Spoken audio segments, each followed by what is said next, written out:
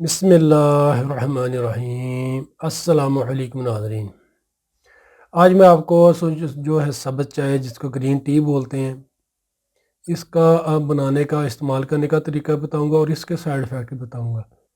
سبز چائے جو ہے پیشاب کی جو سوزش ہے، پیشاب کی جو انفیکشن بن جاتی ہے اس کو ختم کرتی ہے۔ عمر کے جو بڑھتے اثرات ہیں وہ ان کو ظاہر نہیں کرتی، یعنی کہ اس کے استعمال سے جلدی بڑھاپا نہیں آتا، یہ بھی اس کے لیے فائدہ مند ہے۔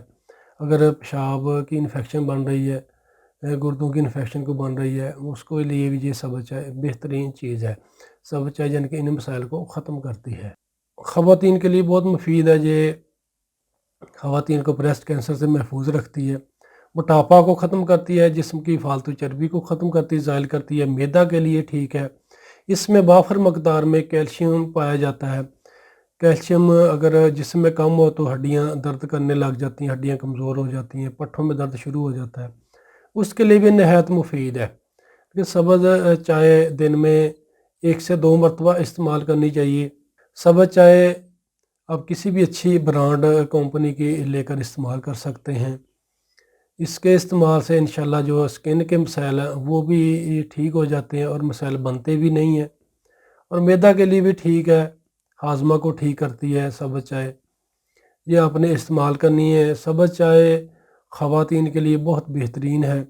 جو بھائی حضرات کہتے ہیں کہ ان کے جسم پر چربی بن جاتی ہے، کلہوں پر چربی بن جاتی ہے، وہ بھی اس کو استعمال کرتا رہا کریں۔ انشاءاللہ اس کے استعمال سے ایک تو چربی بنے گی نہیں، اور آپ موٹاپا سے محفوظ رہیں گے، معدہ کا مسئلہ بھی ٹھیک رہے گا، سکن کے مسائل بھی نہیں بنے گے، کیلشیم کی آپ کو کمی پیدا نہیں ہوگی، اور آپ کے اعصابی کمزوری، جسمانی کمزوری بھی ٹھیک ہوگی، قوت مدافعت میں اضافہ ہوتا ہے گرین ٹی کے استعمال سے۔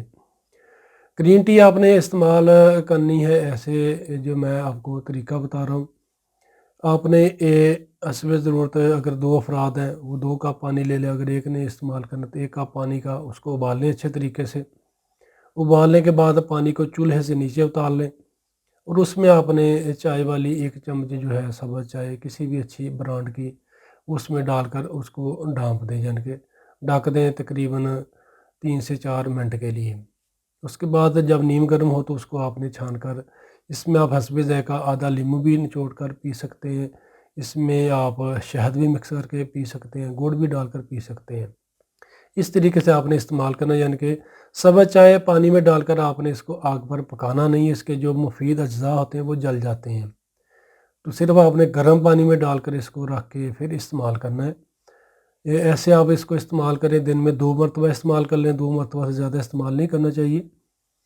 تو کھانا کھانے کے 1 گھنٹہ بعد استعمال کر لیا کریں، خالی معدہ نہ استعمال کریں۔